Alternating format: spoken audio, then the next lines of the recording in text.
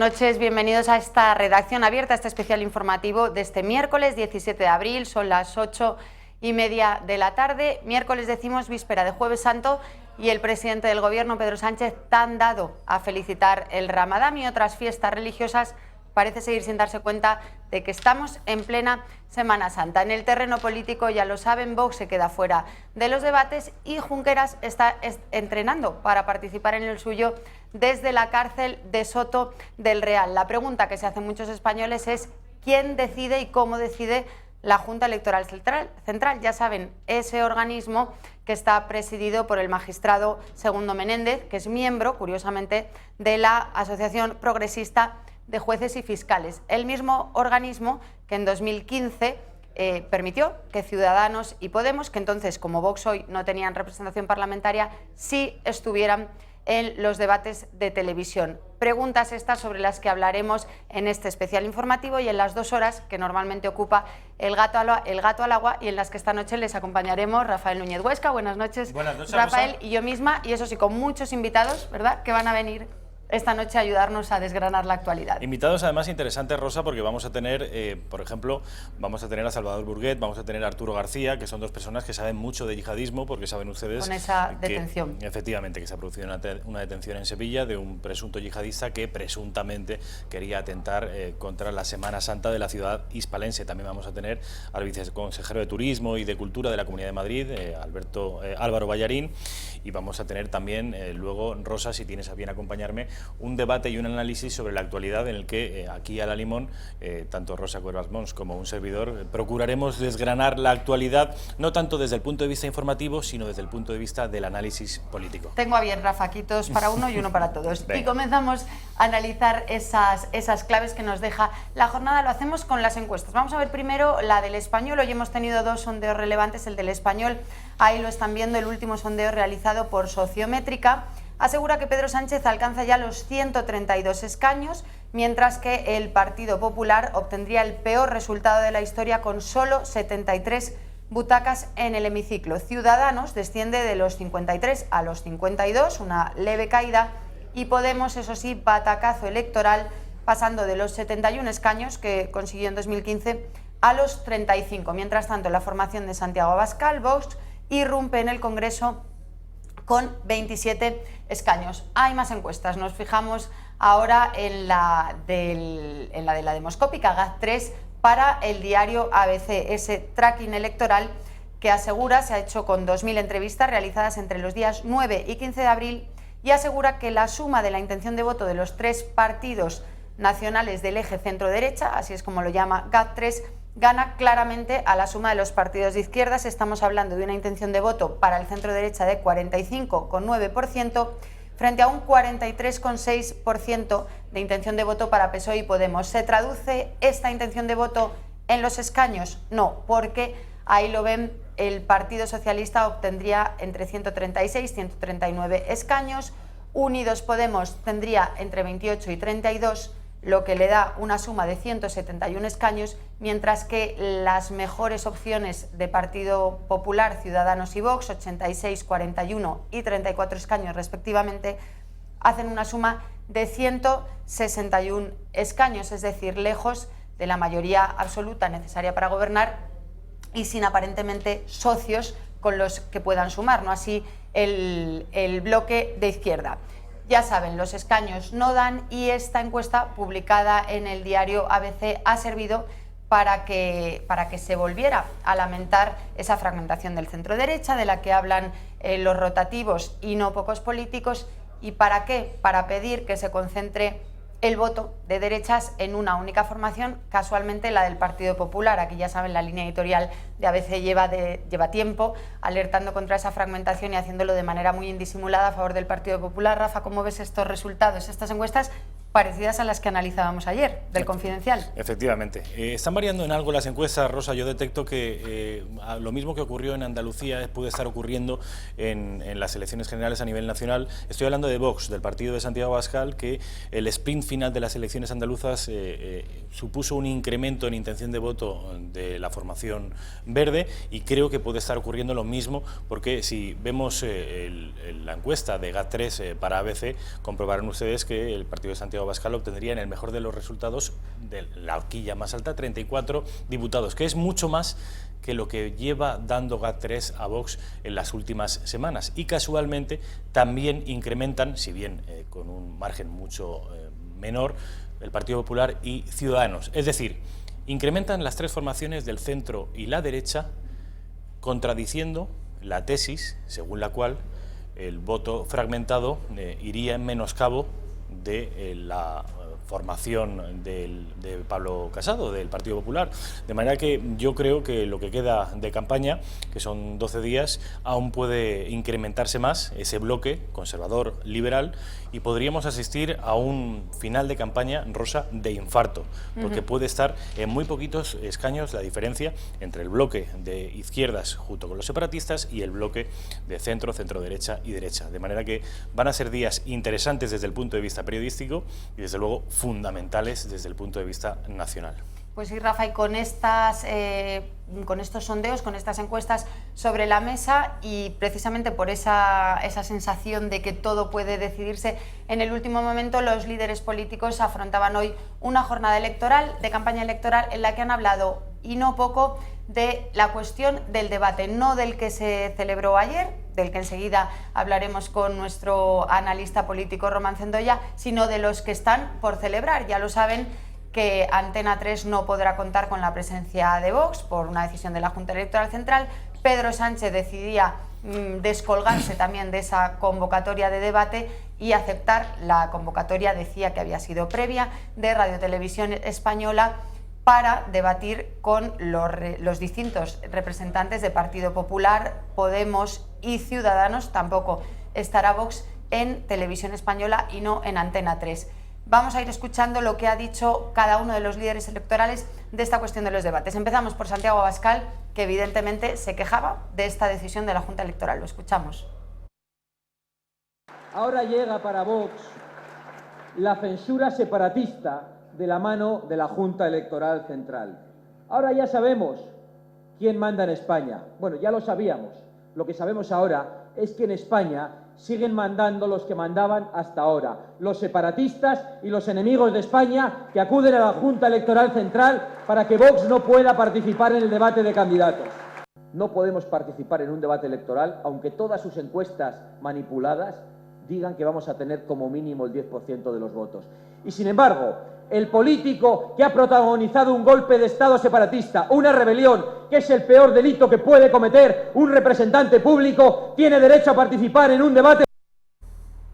Esto decía Santiago Abascal. ¿Y qué decía el líder de Ciudadanos, Albert Rivera? Pues lo escuchamos ahora. Albert Rivera está dispuesto a debatir.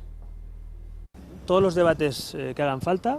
Me parece bien que se haga en la pública y en la privada, y me parece bien que participen todos los partidos que concurren a las elecciones. Así que yo, a diferencia de otros, el señor Casado, he visto que no quiere un debate con todos los partidos nacionales, yo sí que lo quiero. He visto que el señor Sánchez no quiere un debate en A3 Media, yo también lo quiero.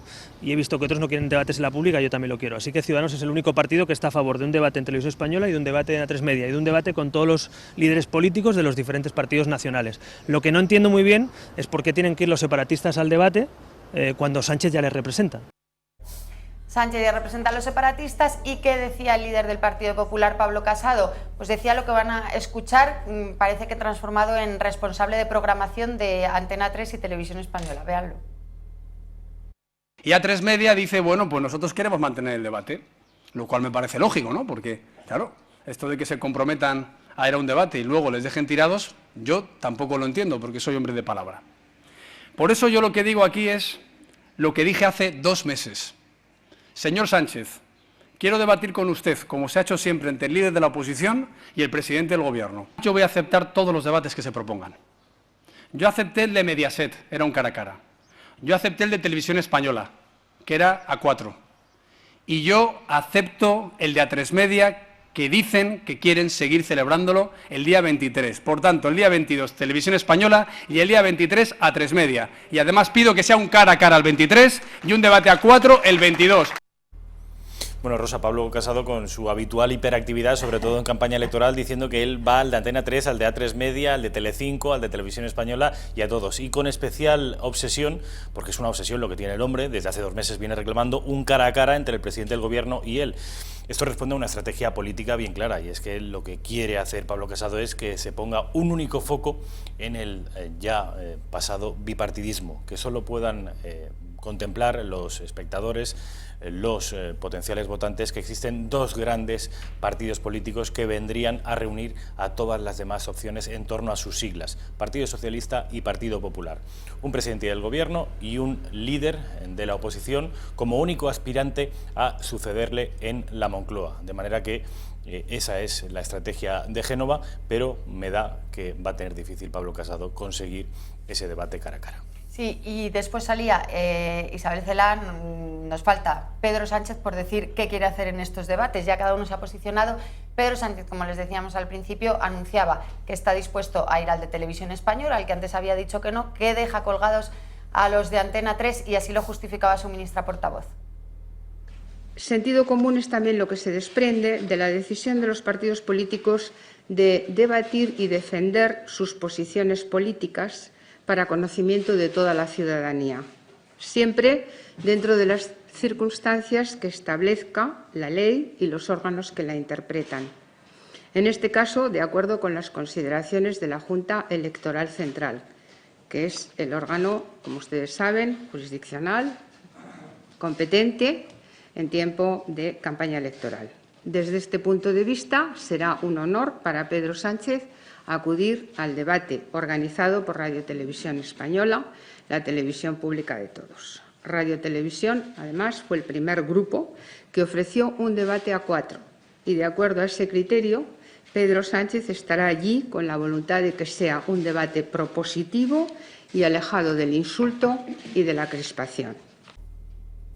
Pues eso decía Celaá, nosotros seguimos hablando de debates, pero de los ya celebrados. Vamos a analizar en unos instantes y con la ayuda del empresario, analista político, periodista Román Cendoya. Buenas noches. Buenas noches. Román, vamos a analizar ese debate que se celebró ayer en Televisión Española, pero antes, y aunque cambiamos de tercio a la información internacional, aprovechando el amplio conocimiento que, Román, tú tienes de la política de Perú, queremos preguntarte por esa noticia que conocíamos hoy, la muerte, el suicidio del expresidente peruano Alan García, cuando iba a ser prácticamente en el momento en el que iba a ser detenido por el caso Odebrecht.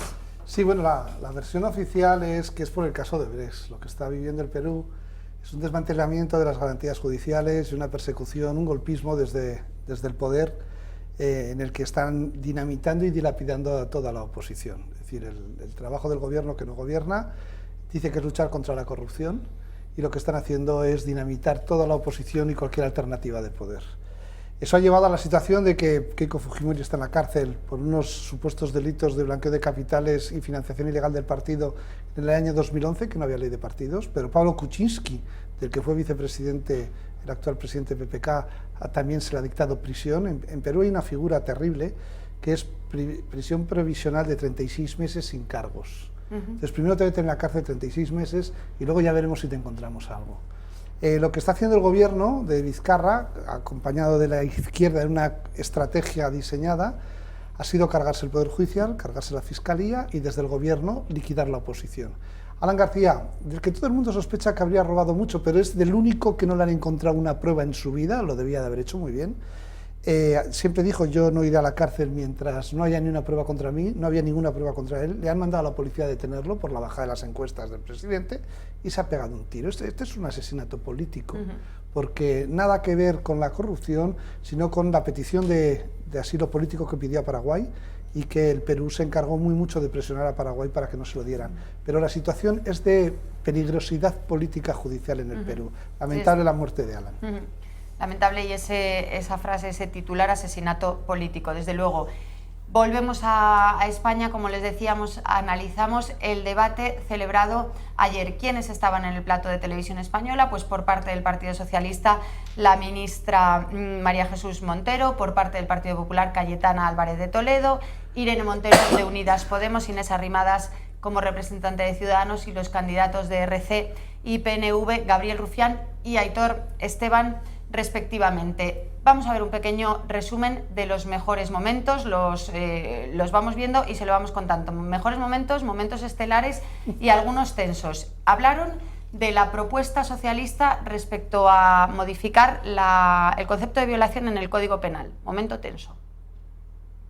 Usted se ha convertido la causa de las mujeres en un enfrentamiento entre mujeres y hombres. ¿Es verdad? Y lo están haciendo hasta el ridículo, debo decirle. Mira, cuando la vicepresidenta del Gobierno, la presunta estudiosa de la Constitución, dice: nuestra Constitución no tiene planteada todavía el principio fundamental de igualdad entre hombres y mujeres.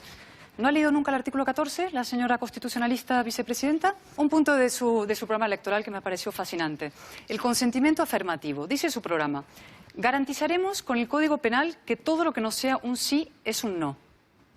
¿De verdad van a garantizar eso? Señora penalmente, Álvarez, no es que un no. silencio es un no. Es no, y una sobre duda. todo en el consentimiento me deja femenino. hablar. No es no. ¿Un silencio es un no? Ustedes dicen que un silencio es un no. Y una duda, ¿de verdad van diciendo ustedes sí, sí, sí hasta el final? ¿Le puede contestar? He visto, yo podría decirle hoy que le falta casi un complemento aquí en la chaqueta, ¿no? El famoso lazo amarillo, porque el lazo amarillo, ¿sabe lo que dice? Que España no es una democracia del todo y que hay presos políticos en este país. No le voy a contestar, y yo todavía Álvarez. no he conseguido... No le voy a contestar a sus conseguido, provocaciones. señora Montero, una cosa, no hemos conseguido que el señor Sánchez, o usted misma Es hoy, una pena. me encantaría que Es lo una hiciera pena la hoy, posición del Partido descarte el indulto a los presos nacionalistas. Es una pena. Descártelo hoy, ¿se atreve a descartarlo? Dígalo. Dígalo, repita, mire, españoles, el Partido Socialista no volverá a indultar a golpistas, no lo volveremos a hacer. ¿Por qué digo no lo volveremos a hacer? Porque sí, lo hicieron con el general Armada el 23 de febrero de 1988. Pero ¿qué está usted Sí, diciendo hombre, ahora vaya de a las indulto? hemerotecas, claro que ¿Qué está usted diciendo ahora de que el Partido Socialista ha indultado? No tenemos ni siquiera un juicio celebrado. Pero en 1988 indultaron al señor Armada por el 23F. Es que no se sabe ni la historia. No, se la sabe usted. Historia, señora Se la Montero. sabe usted. El feminismo Aprenda y historia las y dos sobre cosas se todo... las sabe usted. Inés, modérate, que no te van a hacer ministra de Defensa, el PSOE. No, yo soy mucho más moderada que tú desde que nací, chaval. Modérate. Yo estoy más moderada que tú. Chaval. Eso de España nos roba, a ti te queda... Yo Te no he vienes dicho- aquí de niño bueno y en Cataluña es los andaluces Yo no he roban, dicho, no, España yo no he nos dicho- roba, Pues no si pagan dejamos los impuestos... andaluces Yo soy medio andaluz Solo y que en mi cada vez que se vida... habla de ello. Básicamente esto es la historia del paro en España. Señora Montero, mire, subiendo el paro aquí, gobernando Felipe González, Partido Socialista. Bajando el paro aquí, como Barrio Sésamo lo hago. Bajando aquí, con el Partido Popular. Sí, los gráficos cada Subiendo uno se los aquí... monta como cada uno quiere, claro. No, hombre, estos son tasas de paro No, oficiales. eso es lo que usted Entonces, dice. No las quiere mirar. No, las sí, quiere. no, sí, eso es lo que usted Mírelas, dice. mírelas. Aquí otra vez, Rodríguez Zapatero, la bomba.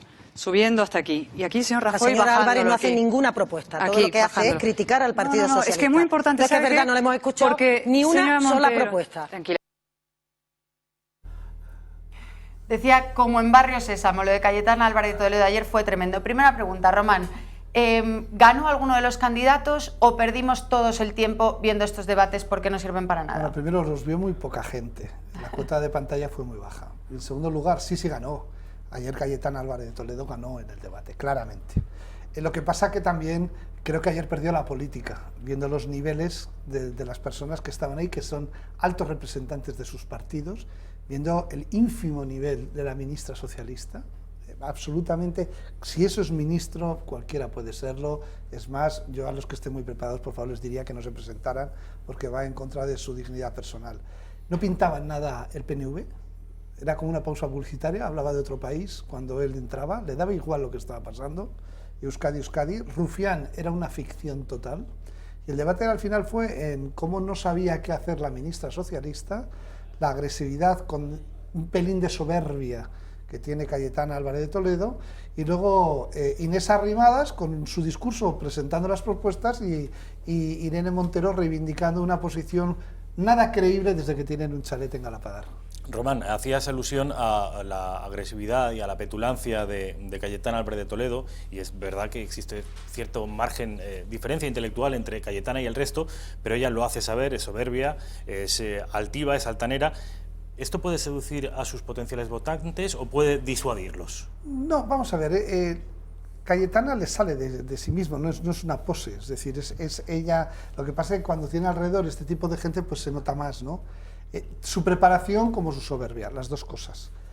Hombre, para el votante dubitativo que no sabe y le preocupa de verdad qué se va a hacer en el gobierno, Cayetana es una buena baza, porque dentro de lo que había ahí, con Inés Arrimadas es los únicos que había propuesta, había análisis y había posición.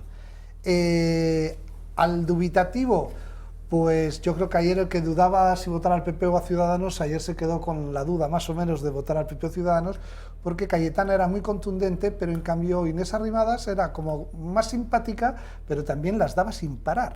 Le salió un punto que para el público joven pudo ser más simpático, cuando se le llamó chaval a Rufián, le salió un punto macarra, para ser claros. Pero el debate en sí fue un rollo, porque es lo que va a pasar el próximo día. Son monólogos sucesivos, en el que yo digo, y si alguien me contesta no me entero, y suelto mi rollo y tira para adelante. Eso no es un debate. Dos preguntas en una. Nos referíamos a esa cuestión del el chaval de Inés Arrimadas a Rufián. Ese lenguaje coloquial decíamos que puede acercar a los jóvenes o puede hacer a los jóvenes sentirse más identificados, pero en términos generales, ¿suma o resta en televisión? Vamos a ver, yo creo que ni suma ni resta. Igual a los jóvenes les suma. En las 2 horas que duró el debate, ni suma ni resta. Al final tienes una visión de conjunto y es muy difícil contar qué pasó ayer en el debate. Pues es una gráfica, la del paro, de el cállate chaval, el momento tenso cuando Cayetana le dijo que le podía llevar a los tribunales a Irene Montero, y nada más, no queda nada más, no hay ni una frase redonda, ni un... no queda nada. Propuestas. Y luego el nivel de audiencia fue tan bajo que desde luego el debate de ayer solo ha servido para que los periodistas hoy lo analicemos, pero creo que lo han visto sus familiares, sus asesores y los periodistas, nadie más. Román, con respecto del resultado electoral que conoceremos el 28 de abril por la noche, te pedimos no un análisis exhaustivo, sino si sencillamente crees que el bloque llamado de centro-derecha puede conseguir la victoria, puede obtener 176 diputados o más, y en segundo lugar, preguntarte por lo que ha ocurrido, la controversia respecto de los debates. A3media parece que se queda sin debate. Vamos a ver, sobre el resultado, ¿puede conseguirlo? Sí. Sí. ¿De qué depende? Depende de 2 factores en este momento. Que la abstención esté en un nivel por encima del 25%, porque eso es lo que le pasó en Andalucía al PSOE, y por eso la campaña de Pedro Sánchez es la movilización, no hay propuestas, sino que vayamos a votar, que si no viene a la derecha, porque saben que la abstención les perjudica mucho. Y en segundo lugar depende de que Vox, en todas las provincias pequeñas, y Ciudadanos estén entre los 4 primeros. Es decir, es que el que quede quinto o cuarto en esas provincias, sus votos son 0. Entonces, si al final son partidos vinculados al bloque de la derecha, entonces no salen los números, pero si Vox y Ciudadanos le pasan a Podemos y fuera quinto o cuarto Podemos en muchas de las provincias, entonces sí saldrían los números. Pero probablemente igual no. Hoy yo no me atrevería a decir respecto del debate. Y respecto el al debate, tema 3. a mí me parece una violación absoluta del derecho a la propiedad privada y a la libertad de prensa lo que ha hecho la Junta Electoral Central. A mí me parece muy bien que la Junta Electoral Central, obviamente, tiene que gobernar la utilización de los medios públicos porque las pagamos todos, todas las ideologías y todos los ciudadanos. Pero una empresa privada convoca un debate y tiene que dejarlo, de la misma manera que no se mete en el tiempo que se dedican a las entrevistas de los candidatos ni a la información que se dedica a cada partido en cada informativo o tertulia política. Es decir, oiga, ¿por qué en esta casa no podíamos organizar un debate con Vox, Familia y Vida, Partido Vox? Oiga, pues porque a nuestros oyentes les interesa más el debate sobre las ideologías de centro-derecha que sobre lo que dice la izquierda. ¿Nos lo va a prohibir la Junta Electoral Central? ¿En qué estado estamos? Es un abuso absoluto del papel de este órgano de control al respecto. Lo que pasa es que, bueno, Pedro Sánchez se ha agarrado a eso para desaparecer de ese debate, claro. Román, muchísimas gracias por acompañarnos en este miércoles vísperas de vacaciones. Pues feliz Semana Santa, feliz Pascua. Feliz Semana Santa. Feliz Semana Santa. Y nos vemos a la vuelta, que hay mucha campaña electoral, mucha tela que cortar. Mucha tela que cortar. Gracias, Román. Hasta luego. Y nosotros hablamos ahora del Consejo de Ministros, porque hoy, al ser festivo este viernes, se ha adelantado hasta el miércoles el Consejo de Ministros, en el que se han aprobado 3 convenios del Ministerio de Fomento sobre infraestructuras en Gijón, Bilbao y Valencia. Se han presentado además las primeras líneas estratégicas del Plan Nacional de Lucha contra el Alzheimer y se ha consumado, atención, el traspaso al País Vasco de la AP68, el único tramo, un tramo de carretera que discurre por esta comunidad y era el único que quedaba por traspasar una muestra, según ha dicho la ministra portavoz, la señora Celaá, de que el Gobierno defiende los estatutos de autonomía y una Constitución autonómica. Esta es la situación en cuanto al Consejo de Ministros, y de la pura política nacional nos vamos a la política de la justicia, en este caso al Tribunal Supremo. Allí se ha celebrado este miércoles otra jornada del famosísimo juicio contra los golpistas. ¿Por qué? Porque tenían que prestar testimonio una veintena de agentes de la Policía Nacional, los que trataron de impedir la celebración del referéndum ilegal en varios colegios de Lérida. En esta ocasión resultaron heridos en esa jornada de referéndum ilegal y hoy han ofrecido su testimonio en calidad de testigos. Pendiente de esta jornada ha estado nuestra compañera Maribel de Jesús, que nos cuenta así lo que ha pasado. 10ª semana de juicio con sesiones especiales debido a la Semana Santa. Ha sido el turno de los integrantes de la Policía Nacional, de antidisturbios y de agentes de la Unidad de Intervención Policial. El lunes se reanudaba el juicio y los agentes volvieron a sacar a la luz el nombre de Trapero. El mayor, según los agentes, tuvo un papel imprescindible en el proceso independentista. Una referencia a nivel político, en donde observamos que la figura del mayor Trapero es imprescindible en la estrategia. Eran conscientes de que les podían acusar de delito de sedición. La de que hay que estar vigilantes porque la Guardia Civil junto con la Fiscalía y con 10 fotografías de una mala actuación hacen un delito de sedición. Han desvelado un correo recibido por Jordi Cuixart. Le pedían llevar el 1 de octubre a votar a personas mayores y niños. Después, respecto al 1 de octubre, en el correo del señor Cuixart, en el correo 17, no sé si lo recuerdo, le envían un correo a él. Habla de llevar a niños y personas mayores el 1 de octubre a votar. En la misma sesión, Carme Forcadell llevaba puestos unos guantes amarillos y se ha encargado encarecidamente de que sean vistos. Solo se los ha quitado cuando ha sido el turno de su letrada. Además, los agentes han denunciado insultos y frases llenas de odio. Eran cánticos, pero los cánticos no eran rumbas catalanas, eran frases llenas de odio.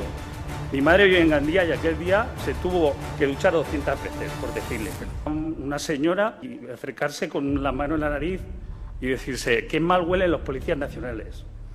Menos mal que con la República ya no vais a venir más aquí. Pero no solo recibieron insultos el 1 de octubre, también les lanzaron objetos e incluso una moto. Los antidisturbios han afirmado que no utilizaron la fuerza. Nos tiraron incluso motos. Compañeros golpeando a la gente en el suelo, ni mucho menos. Tenemos un vídeo del compañero que recibe la patada en los testículos. Varios agentes confirmaban la presencia de la exconsejera fugada. Clara Ponsatí tenía una actitud nerviosa. Bueno, que decía que esta era su casa, que ella quería entrar y tenía una actitud bastante nerviosa. A posteriori he sabido que era Clara Ponsatí. Esta semana también han existido momentos de confusión. Marchena en la última sesión llamaba a testificar a un agente que ya había declarado otra semana. Al siguiente testigo, que es el inspector del Cuerpo Nacional de Policía, número 087576. Creo que el testigo ya ha comparecido ante esta sala con anterioridad. Pues ¿qué haríamos sin usted, señor Pina? Los agentes de la Policía Nacional, jornada tras jornada, siguen insistiendo en que su actuación el 1 de octubre fue ejemplar. Recuerdo que fue una actuación, diría que ejemplar. El martes se reanudará el juicio y recordemos que ya han testificado más de 200 testigos. Además de guardias urbanos y mossos de escuadra, también tendrán que declarar en calidad de testigos el exconsejero Pere Aragonés, Luis Salvadó y Meritxell Ruiz. No será la última semana de juicio, ya que después de las elecciones generales seguirán las declaraciones de los testigos el día 29 y 30 de abril. Y todavía en actualidad catalana les contamos una última hora. Los servicios jurídicos del Parlamento Europeo han emitido un informe realizado a petición de su presidente, del italiano Antonio Tajani, al que le tendríamos que poner casi un monumento en España, un informe en el que asegura que el expresidente, o que descarta más bien que el expresidente Carlos Puigdemont pudiera obtener la inmunidad por el mero hecho de resultar elegido en las elecciones europeas a las que se presenta, ya que explican que este efecto de la inmunidad no se obtiene hasta que no se constituye la nueva legislatura. Así lo explicaba Tajani.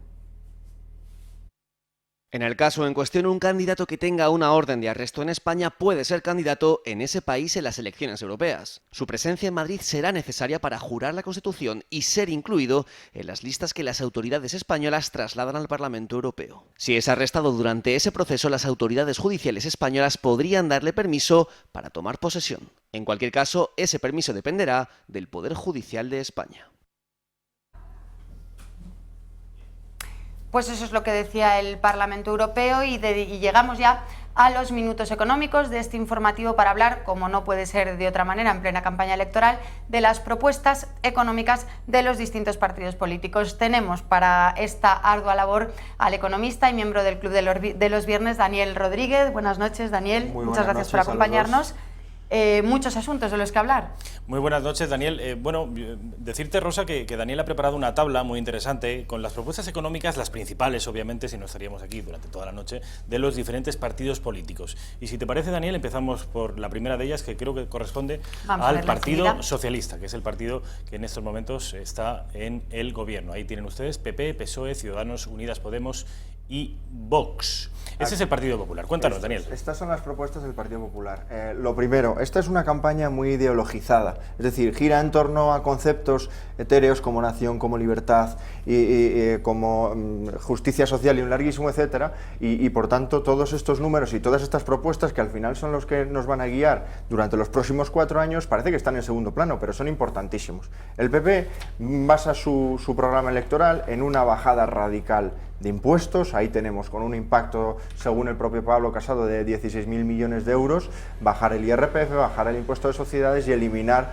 impuestos injustos y que encarecen la vida, como es el de sucesiones y donaciones, actos jurídicos documentados y el impuesto de patrimonio.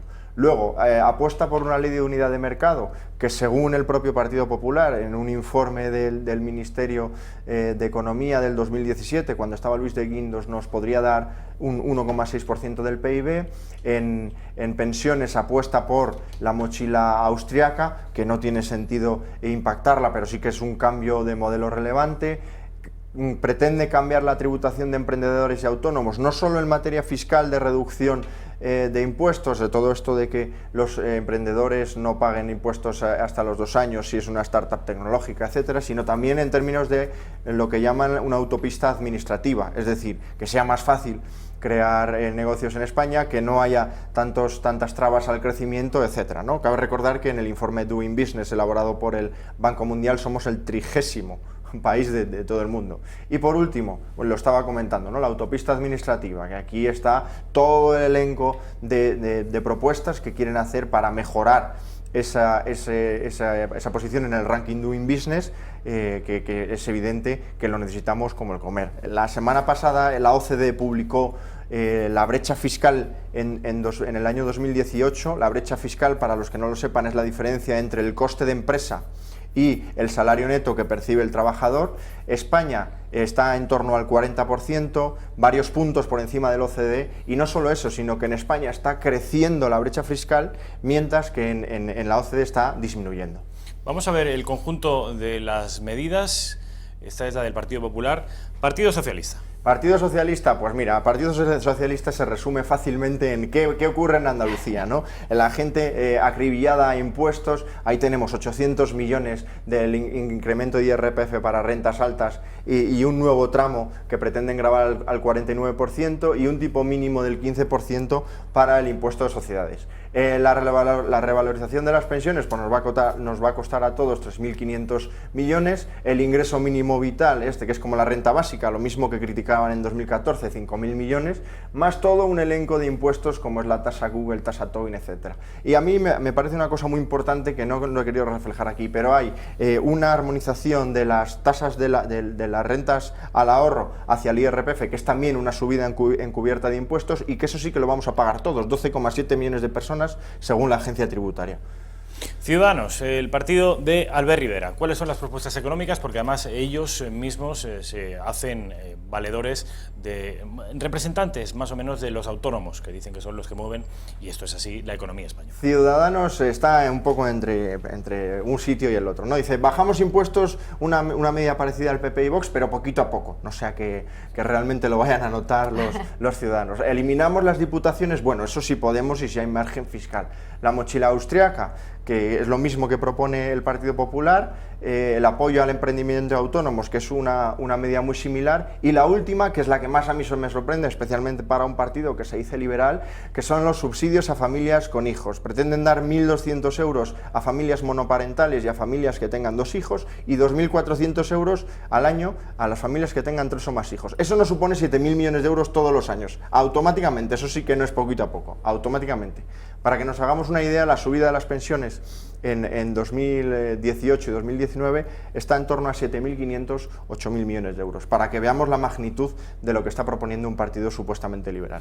Antes de continuar, Daniel, te refieres en todos los partidos políticos a un apartado que es mochila austríaca. Para los que sean legos en la materia, los espectadores que no conozcan este término, ¿en qué consiste? Rápidamente. La mochila austríaca es que en vez de quitarte un dinero, un porcentaje de tu renta que va destinado a la seguridad social, en este caso, para pagar las pensiones de los que hoy son pensionistas, te lo quitan para hacer un fondo propio, personal, asociado al trabajador, y luego con ese fondo, que el trabajador podrá hacer uso de ese fondo en determinadas circunstancias. Cuando se jubile, cuando le echen y no tenga una renta mínima, cuando quiera emprender, en determinados casos muy concretos podrá hacer ese uso de ese fondo, que al final es un modelo de capitalización de las pensiones.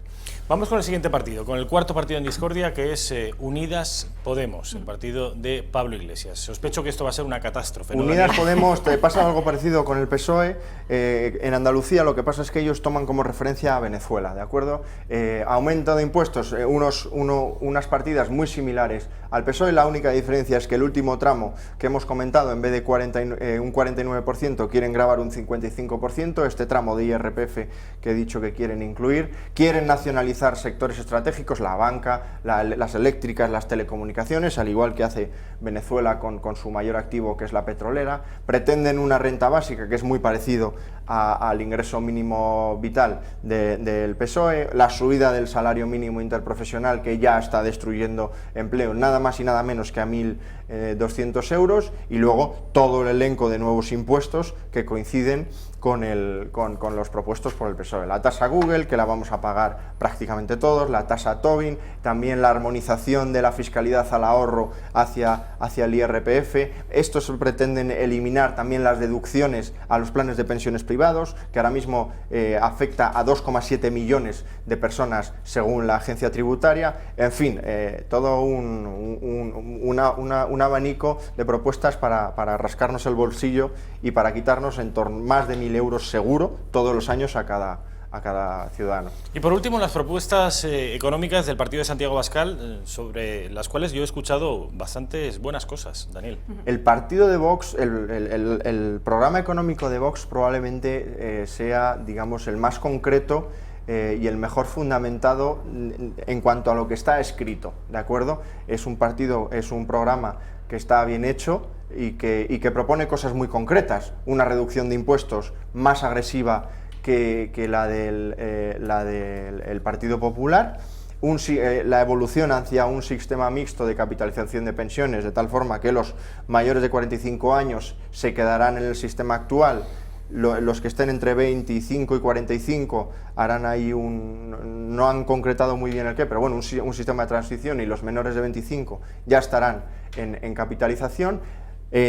Ofrecen partidas concretas de reducción del gasto público por valor de 16.000 millones de euros, concretamente, apuestan por el cheque escolar y pretenden recentralizar una serie de competencias autonómicas como paso previo a la eliminación de las autonomías.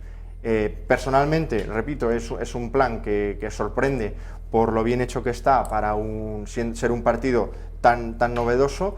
Y ahora el gran reto de Vox está en la capacidad de ejecutarlo y en la credibilidad de sus líderes, de sus propuestas y en lo que haga en los próximos meses. Decías, Daniel, que la bajada de impuestos de Vox es más agresiva incluso que la de Casado. Sin embargo, veíamos que el impacto que tú mismo plasmabas en ese gráfico, esa información toda de Daniel Rodríguez Asensio, son 13.000 millones cuando la del Partido Popular eran 16.000. Sí, yo es que he reflejado lo que dicen los propios partidos en sus memorias económicas o en su defecto en las declaraciones y hay una pequeña diferencia, ¿de acuerdo? El PP da el impacto de 16.000 millones en términos brutos, es decir, no contempla el incremento de la actividad económica, el incremento de la recaudación por actividad económica, y en Vox hay partidas que lo dan en brutos y partidas que dan en neto, y luego hay otro tema muy importante, son los 2.000 millones casi de la medida que ha anunciado Pablo Casado hace ya varias semanas, de que desaparece toda la tributación al ahorro, es decir, que cuando rescatas tus planes de pensiones no te cobran el 22% de tributación al ahorro y todas estas cosas, ¿de acuerdo? Entonces ahí están esos dos efectos que hace que parece que el impacto sea menor. Y por último, nos quedan 30 segundos, te vamos a poner en un compromiso, Daniel, a ver si eres capaz de hacer un ranking de mejor a peor propuesta económica.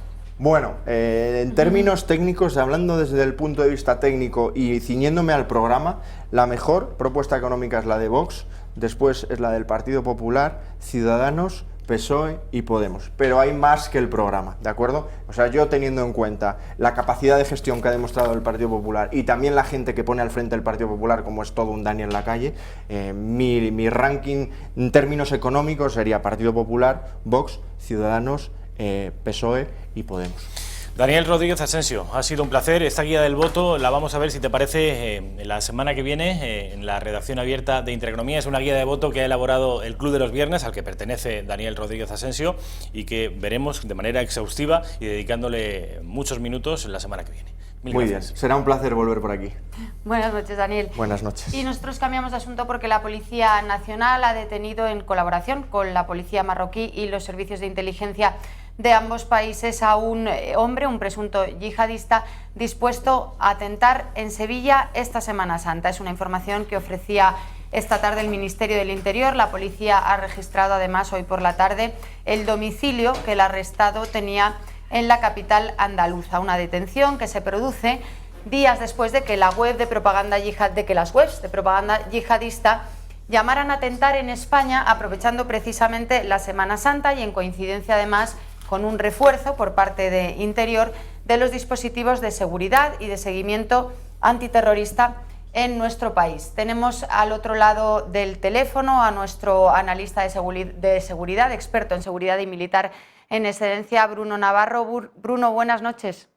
Buenas noches. Muchas gracias, lo primero, por atendernos en vísperas de vacaciones o en vacaciones ya, que creemos que estás fuera de Madrid. Y primera cuestión, España está en una alerta 4, si no me equivoco, de nivel terrorista, y parece que a veces se nos olvida, ¿no?, prácticamente. Bueno, efectivamente estamos en nivel 4, no hay que olvidarlo, pero ahora mismo estamos en un momento de reforzamiento. Es decir, el nivel 4 no es sota caballo rey. Todos los niveles tienen un margen sobre el que se trabaja. El nivel 4, por así decirlo, normal, es en el que ahora no estamos, puesto que desde poco antes de la Semana Santa y va a durar hasta el 29 de abril, pasadas las elecciones, en esta unión, por así decirlo, la Semana Santa y las elecciones, se refuerza el nivel 4. ¿Qué significa eso? Significa que dentro de los márgenes que permite el nivel 4, sin llegar a subir al nivel 5, se van a extremar las medidas que se permiten por el nivel 4 para aumentarlas, ya digo, dentro del nivel 4, pero muy reforzadas, porque son las fechas que son. Las elecciones, evidentemente, son siempre un foco de posible atentado, pero la Semana Santa, como bien habéis dicho, igual que Navidad, son los dos momentos del año religiosos del año donde los yihadistas pues tienen una mayor predilección, o tendrían una mayor predilección para atentar, como hemos visto ahora con esta detención en Marruecos. Bruno, buenas noches. Te habla Rafa Núñez. Preguntarte Buenas noches, Rafa. por las medidas especiales que se toman en una situación como la que tenemos, de cara a las procesiones, por ejemplo, ¿cómo se intenta garantizar la seguridad? Bueno, uno de los principales temores, que lo tenemos todos en mente, es el atropello masivo, ¿no?, que hemos visto a lo largo de estos años en toda Europa, y especialmente dramático para nosotros en Barcelona. Para ello, una de las baterías de medidas que se toman primero es cortar lógicamente los accesos, las calles que acceden a la calle principal donde se va a masificar el público y los pasos propiamente dichos, ¿no? Esto se hace con bloques de hormigón, con maceteros, con volardos, en ocasiones con dispositivos de quita y pon muy ingeniosos que funcionan bastante bien y en el peor de los casos con los mismos coches de policía. También se prohíbe el acceso en general a los vehículos pesados, a todo el centro de la ciudad y en ocasiones incluso se prohíbe aparcar en las cercanías. También se controla más aún de lo que se hace habitualmente el alquiler de camiones y furgonetas, puesto que la mayoría de los atentados con atropello con este tipo de vehículos eran de alquiler. También aumenta el número de policías en las calles, tanto de uniforme como de paisano, para intentar identificar a los sospechosos o a los que van a atentar antes o en el inicio del mismo atentado.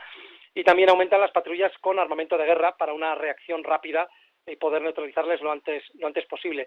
También se colocan con mayor asiduidad las cámaras de seguridad, no solamente para que tras un atentado podamos identificar quiénes son tanto el modus operandi como quiénes son los autores, sino porque incluso se puede prever o prevenir por técnicas de reconocimiento facial e incluso técnicas de reconocimiento de conductas sospechosas que cada vez se están desarrollando más y que, bueno, pues irán dando sus frutos.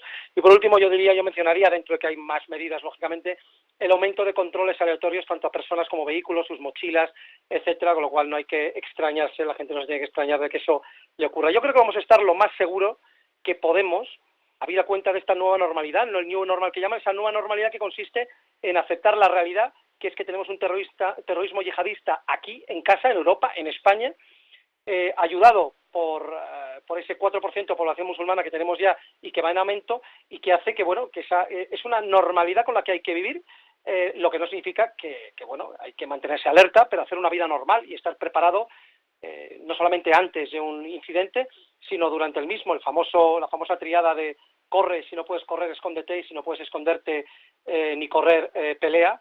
Pues bueno, son recomendaciones que con mucho más detalle se encuentran en la web, tanto del Ministerio del Interior como de otras páginas, digamos, serias. Hay que huir siempre de los sensacionalismos y estando alerta, teniendo unas mínimas medidas de precaución, yo creo que hay que hacer la vida normal, acudir a las procesiones y no dejar que esta lacra cambie nuestra forma de vida.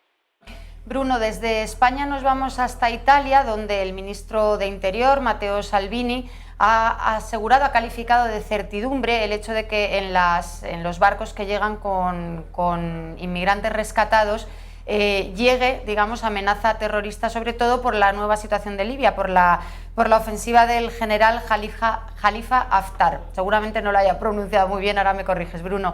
Muy bien.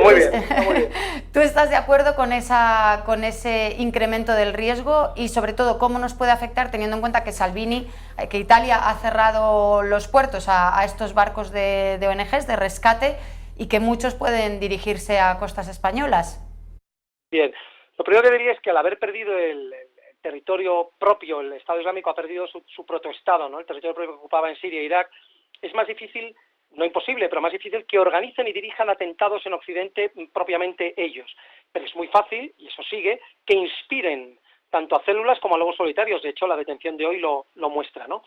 En el caso de Libia, pues yo creo que es evidente que la actual ofensiva del general Haftar es susceptible de puntualmente incrementar esos ataques islamistas tanto en Libia como de aumentar los flujos migratorios. Claro, cuando hay una ofensiva militar aumentan las migraciones, cuando aumentan las migraciones aumenta la posibilidad de que haya terroristas entre ellos, ¿no? Y esto es así, y esto es evidente. Claro, como tú dices, si cierran Italia y Malta, han cerrado los puertos, y esto ya ocurre desde hace meses, el flujo marítimo en el Mediterráneo occidental se ha ido más a Occidente, se ha ido hacia España, y es así, es decir, ahora mismo están entrando por España, con lo cual, esos posible aumento de terroristas entre los inmigrantes va a ir por España, pues sí, probablemente, tampoco creo que sean grandes cifras, pero de todas formas eso no debería servir para demonizar a Haftar.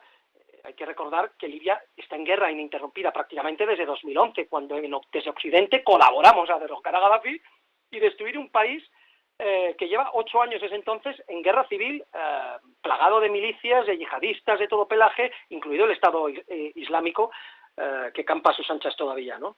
Y también hay que recordar otra cosa, y es que la facción apoyada por la ONU y por la mayoría de Occidente ocupa una mínima porción del país, tiene el pomposo nombre de gobierno de acuerdo nacional, que no es cierto porque no hay ningún acuerdo nacional, y está plagado de islamistas y de milicias, incluso yihadistas, con lo cual tampoco es que nos tengamos que echar en brazos de la oposición a Haftar. Y en cambio la facción de Haftar, que se llama también Cámara de Representantes, aunque bueno, representa solamente a una parte, sus reclamaciones de legalidad son de la misma validez que la facción apoyada formalmente por la ONU, ¿no? Ocupa además la mayoría del país, tiene menos islamistas, ojo, no es que no los tenga, no hay que mirar Libia con los ojos de Occidente, es distinto, ¿de acuerdo? Pero desde luego el nivel de milicias yihadistas o islamistas radicales es menor. Tienen un mayor orden dentro del caos y una capacidad real de poder reunificar el país bajo su mando, de acabar con el yihadismo, tienen tanto por la fuerza como por los pactos, sobre todo en el oeste, que son necesarios pactos, ¿no? Con lo cual yo creo que deberíamos revisar cuáles son nuestros apoyos, al menos nuestros apoyos morales o declarativos, ¿no? No ya me refiero a los políticos, ¿no? Bruno Navarro, analista de inteligencia, de seguridad, de defensa militar en excedencia, mil gracias, buenas noches. Decirles a los espectadores que de esta cuestión, de la amenaza yihadista, en particular durante estos días de Semana Santa, abordaremos esta cuestión, como les digo, en las próximas horas con personas como Arturo García, que es el especialista que tiene el diario eldebate.es sobre este tipo de asuntos, y también el analista de inteligencia Salvador Burguet. Pues buenas noches, Bruno, y nosotros antes de dar paso brevemente al noticiario de 1936, ya saben que emitimos cada día, y de continuar, Rafael Núñez Huesca, sobre todo llevando estas 2 horas que nos quedan de información, tenemos que hablar de Semana Santa. Se lo decíamos al principio, estamos en vísperas de los días centrales para los católicos, junto con la Navidad, de la celebración de la Semana Santa. Y Rafa, te quiero hacer una pregunta: ¿a qué no sabes o no sabías que hay en España un pueblo que se libra de hacer ayuno y abstinencia el Viernes Santo? No lo he dicho demasiado correctamente, se libra solamente de la abstinencia, de esa imposición de no comer carne el día de Viernes Santo. Desconocía que hubiera un pueblo en España que tuviera bula. Pues sí, es un pueblo, es en concreto la localidad de Meco, y es el único municipio español con este privilegio, si podemos llamarlo así. ¿Por qué? Porque hubo una bula papal, hay una bula papal, desde el siglo XV está vigente.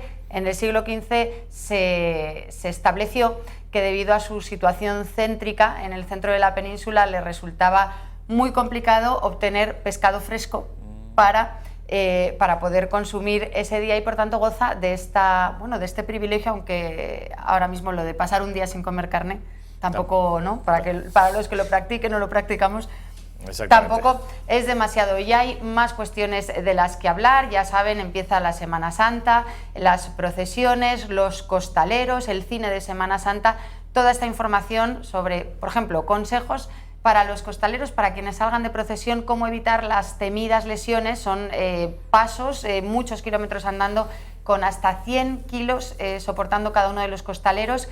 Esta información, cómo prepararse para estos días, información sobre las películas imprescindibles, el cine imprescindible de Semana Santa, información sobre la sábana santa, esa reliquia que muchos católicos veneran como la tela que envolvió el cuerpo de Cristo después de la crucifixión. ¿Dónde pueden encontrar esa información? En nuestra web, en www.eltorotv.com. Ahora enseguida vamos a ver un faldón, ahí lo tienen, www.eltorotv.com, con una programación especial esta Semana Santa, para que además de la información política pues puedan ustedes también leer cuestiones interesantes sobre estos días de especial devoción y pasión y fe en toda España. Día, por cierto, el de mañana, Jueves Santo, que podrán seguir en esta casa, en Intereconomía, desde Málaga. Llevamos nuestras cámaras a las calles malagueñas para seguir pues una de las procesiones que más emociona a muchos españoles, que no es ni más ni menos que la del Cristo de Mena, el Cristo de la Buena Muerte. Desde las 10 de la mañana y hasta las 12 de la noche, la llegada, el desembarco de la Legión, el traslado del Cristo. Les damos un avance de lo que podrán ver.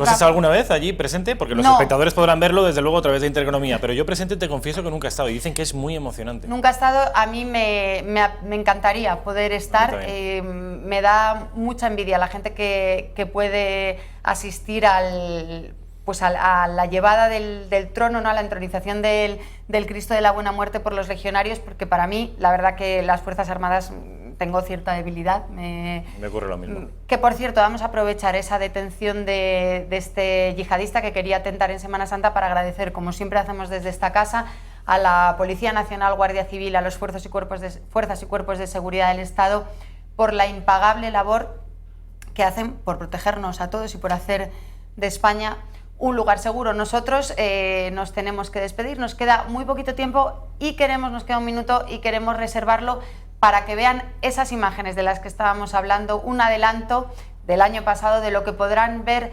mañana en las cámaras de esta casa, de Intereconomía Televisión, en este caso un fragmento de los legionarios trasladando al Cristo de la Buena Muerte con ese cántico, emocionante cántico del novio de la muerte de fondo. Y nosotros, Rafa, ahí lo tienen, nosotros, Rafa, nos despedimos hasta dentro de 15 minutos, les dejamos ahora con el noticiario de 1936 y volvemos. Exactamente, no pudimos dejarles con mejor imagen y más hermosa imagen, Rosa.